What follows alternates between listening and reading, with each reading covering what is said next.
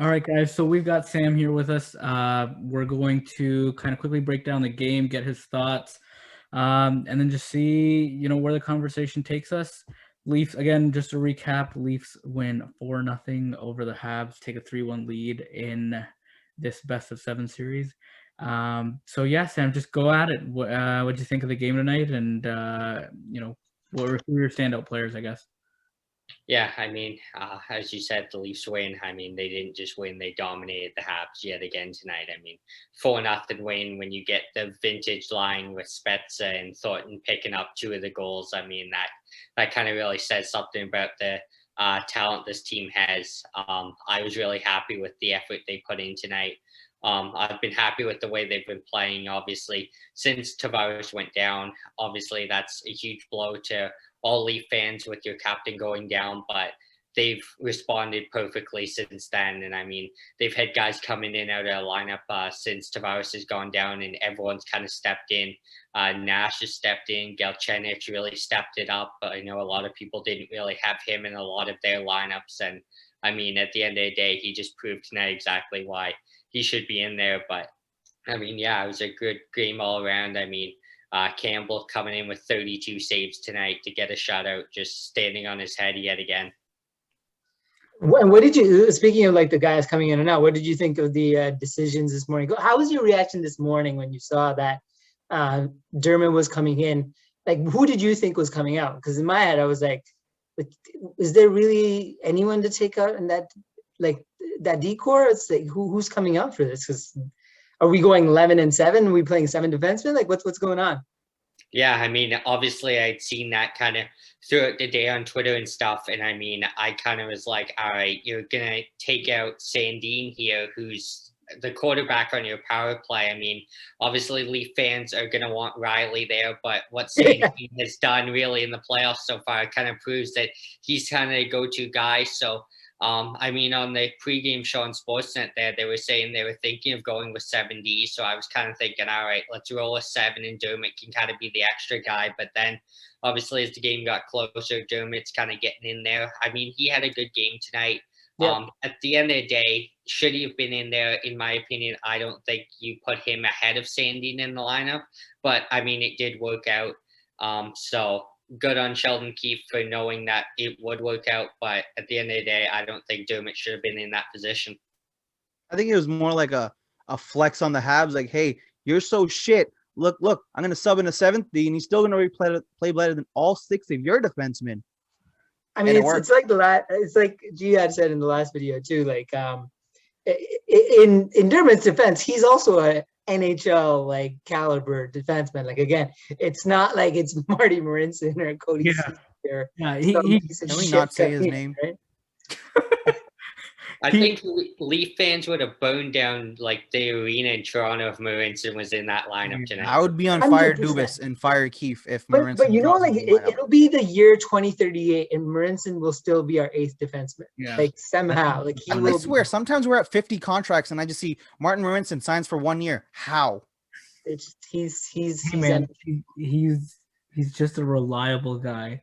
He should be the first one to get the cup if we ever win it. Yeah, not Thornton, not Spezza. Yeah, Marty Marinson. It's unreal, man. Marinson's gonna be the next guy they put on the fucking Leafs row. Like, that's gonna be the guy ahead of everyone else. It won't even be on the row. I think they'll just put it randomly somewhere around the arena so that he's always there, but we don't know. Yeah, but it has to be like the classic headshot that you always see every time in every meme, like just put a bust of like Marinson just sitting there, like I'm like, and like once a month, move it around everywhere, so just people don't know where he just shows up, and you're like, oh, there's Martin Marinson. It should be like finding Pokemon or something. Like you just got to look around the city to find where Marty Marinson is. Yeah. All right, so what do you think? You know what do the Habs do next to even stay competitive? Because it seems like they are at this point, they're trying to shut down the Leafs, but anytime they do that, they can't seem to generate any offense outside of outside point shots. What do you think the Habs have to do? And realistically, can they do anything because they suck? I mean, all they have left is Carey Price to stand on his head, and the Leafs have lit him up lately. So I don't think the Habs have anything left in this series. I mean, from the start, I've been kind of calling it Leafs in 5. I mean, they obviously came out with that lucky win in Game 1. The momentum really was gone after Tavares goes down in that first game, obviously. So I mean, this could have been a sweep already if that didn't happen, I think, in my opinion. But I don't think there's much really the Habs have left in this. I mean, you've got Caulfield, Cotton, Kanemi, and Gallagher as your top guys, and they're not performing to the top of their ability. They're not getting offense. They're not getting it past Campbell. I mean, the only chance they really have in this series is if the Leafs somehow miraculously were to play Freddie Anderson the next 4 games, and it might be done in 7 games, but I don't think that's going to happen. So I think it's over on Thursday night. Yeah, I think if they want to make an impact, is they got to, like, I know they want to play physical and lay the body on the Leafs, but that's not where they succeed. They're a very good team off the rush, even with their sub-caliber players off the rush. Josh Anderson can actually skate like the wind, and the most dangerous opportunities they ever get is off the rush. But the problem is the Leafs defense has gotten so much better just from last year to this year that they're closing them off. But one mistake, like for example, last game, and Riley made that one mistake and couldn't close the gap, they capitalized. If they stop playing so physical and they start using their rushes where they're stronger, they might have a chance. Like, it wouldn't be a 4-0 game. It would be a 4-1 game. You need to get the puck back, right? And to get the puck back, they have no guys who force, like, have takeaways outside of throwing reckless hits around, right? No, like, what I'm saying is instead of being a 4-0 game, it would have been a 4-1 game. Yeah, and then the minute the Leafs are cycling, like, they can't do shit. Like, there's the huge, and I remember, I think it was the stat before this game, like we were talking about 5-11. Yeah, that's crazy, right? Like the numbers were crazy. Like the rush chances were 17-15 for Montreal. We were all talking about the rush, but they're a differential of 2. But the cycles, 35 sustained cycles of 35-11. Like they're supposed to be the physical team, right? Like they're supposed to be the team that's wearing us down. But like reality is, and the thing to me about the Habs is, I'm going to go on a little bit of a rant here. The thing about the Habs to me is, they identified what went wrong. Like they went out and they said, hey, they hem us in our zone in the second period and we can't get out, then we can't change. What happened in the second period today? Literally that, right? They know what's wrong. They just can't fix it because they don't have the players to fix it. They don't have the skill to fix it. And we're just better than them. And I think that sunk into them today. Like, I think you could tell in that third period, like, they don't have anything for us when we're playing our game. Like, the thing that Moz said with them being better, a good rush team, them being able to capitalize on, like, you would hope that any NHL team could score off the rush, right?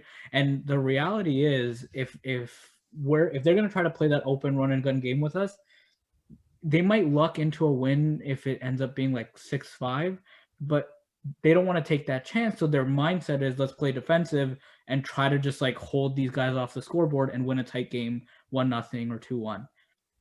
Issue with that is we're just better than them. And I think can't win a tight game if you're hungry. Yeah, exactly. So, they've been hungry for a game, and now they're going to be hungry next game. I don't know what's going on, man. I don't see these guys winning. I don't think they, like, the only avenue they have for success is scoring first and then just playing a trap game. That's the only way they can win. And even then, their defense is shit. Yeah, that's not going to work because they just don't have, all of their defensemen are 6'3" and can't skate. They've got one guy who's sitting on the bench in Romanov who can skate, play physical. I mean, you know who would have been really useful? Victor Mete. Yep, Victor Mete. Literally the two, like Victor Mete and Romanov would have made a difference in this series. I still don't think they win, but like you need mobile puck moving defensemen in this day and age, and they have zero. Yeah. All right. Well, let's do something. I liked what we did in the last one, and because it's easy to pick top 3 or your 3 stars. So, who was your worst Leaf player today, Sam? Like, who was the guy that you thought played the worst? And I think this one was hard for us. So, like, who'd you have? I mean, at the end of the day, I didn't like some of the chances Riley was taking tonight. He got beat on a few different rushes. I mean, Toffoli, I think it was on one, just flat out beat him to a puck and had a beautiful wraparound that if Campbell wasn't there in time, it could have been, at that point, I think it was a 1-0 lead still. So that's a 1-1 game and the momentum's kind of gone there. I mean, obviously Riley's no doubt our top D, but he has been shaky sometimes. And I mean, I think he's just, I kind of give it to him. I mean, everyone was playing at the top of their game tonight, but he was just shaky on some plays. So I'd probably have to go with him. All right. And I guess to be fair, who is Montreal's best player? Because I think that's about equal. I don't even know if we can choose anyone at this point. I mean, I think Caulfield was the only one that was actually out there wheeling and actually trying to do something. So, I mean, got to give it to the 18-year-old that's actually trying to keep his fighting chance here in the playoffs alive.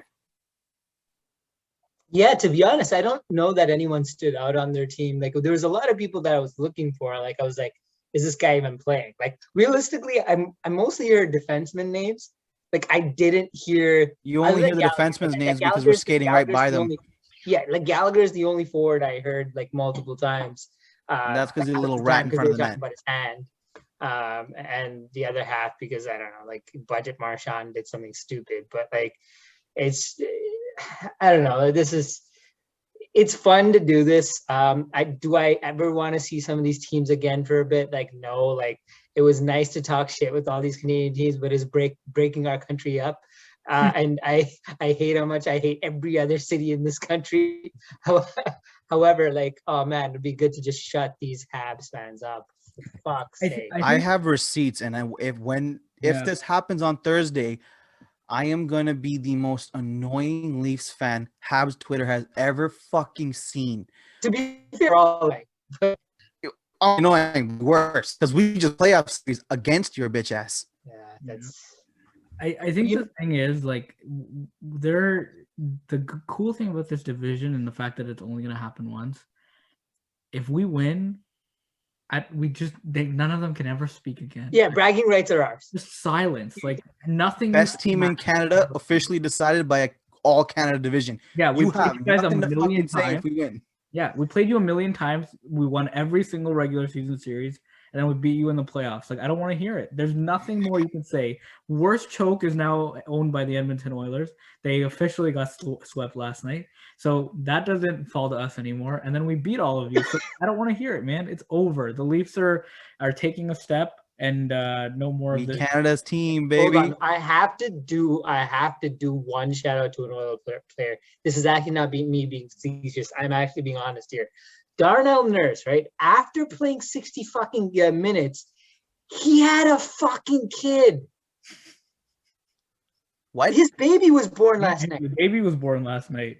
He's not sleeping. Yeah, the dude got like on a plane right after a game and right to the hospital. Like, I know, like that night you don't sleep. Like, I was there.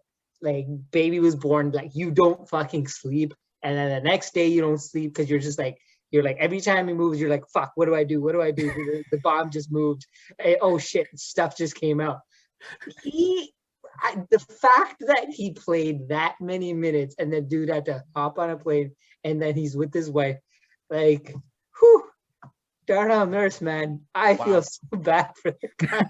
Congratulations. Feel for Edmonton though, because like your coaches gave up on Koku and the defenseman that played like 8 minutes in that game. Like, that was literally brutal. Like, they were rolling 4D for the rest of the game. Like, those guys playing 9 minutes over the first couple periods. Then the coach is like, all right, you guys are so trash tonight that you're just gonna sit here for the next 4 hours while we play this hockey game. I can't believe he thought playing Chris Russell for 3 overtimes was a good idea. Like, yeah.